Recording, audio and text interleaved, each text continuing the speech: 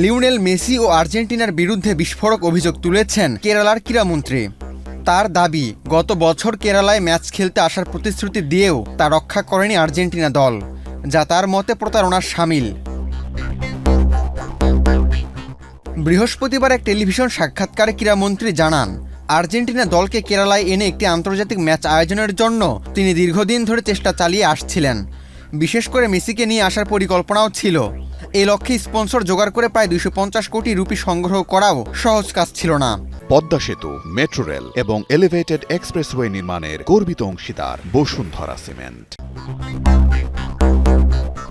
তবে তার অভিযোগ, অর্থ গ্রহণের পরেও প্রতিশ্রুতি অনুযায়ী কেরালায় আসেনি আর্জেন্টিনা দল। তারা আমাদের সঙ্গে প্রতারণা করেছে, আমরা এমন আচরণ আশা করিনি, এমনটাই বলেন তিনি। ক্রীড়ামন্ত্রী আরও দাবি করেন, বিষয়টি খতিয়ে দেখে তিনি জানতে পেরেছেন শুধু কেরালায় নয়, আরও 5টি দেশের সঙ্গেও একই ঘটনা ঘটেছে। অর্থ নেওয়ার পরেও সেসব দেশে গিয়ে ম্যাচ খেলেনি আর্জেন্টিনা দল। এই পরিস্থিতিতে আইনি পদক্ষেপ নেওয়ার কথাও জানিয়েছেন তিনি। তার ভাষায়, এটা এমন এক অবস্থা যেখানে আর্জেন্টিনা দলের বিরুদ্ধে মামলা করতে হবে এবং তাদের ক্ষতিপূরণ দিতে হবে। কেরালার ফুটবল প্রেমীদের হতাশার কথাও তুলে ধরেন তিনি।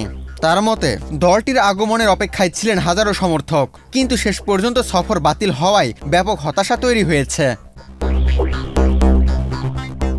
গত বছরের নভেম্বরে ক্রীড়ামন্ত্রী জানিয়েছিলেন, চলতি বছরের মার্চে মেসি সহ আর্জেন্টিনার দল কেরালা সফরে আসবে। তবে শেষ পর্যন্ত সেই সফর বাস্তবায়িত হয়নি, যা এখন বড় বিতর্কের জন্ম দিয়েছে। যদিও চলতি বছরে ভারত সফরে গিয়েছিলেন মেসি, পশ্চিমবঙ্গ, মুম্বাই সহ দেশের কয়েকটি রাজ্যে অংশ নিয়েছিলেন বিভিন্ন আয়োজনে। আবু তালহা, বাংলাদেশ প্রতিদিন।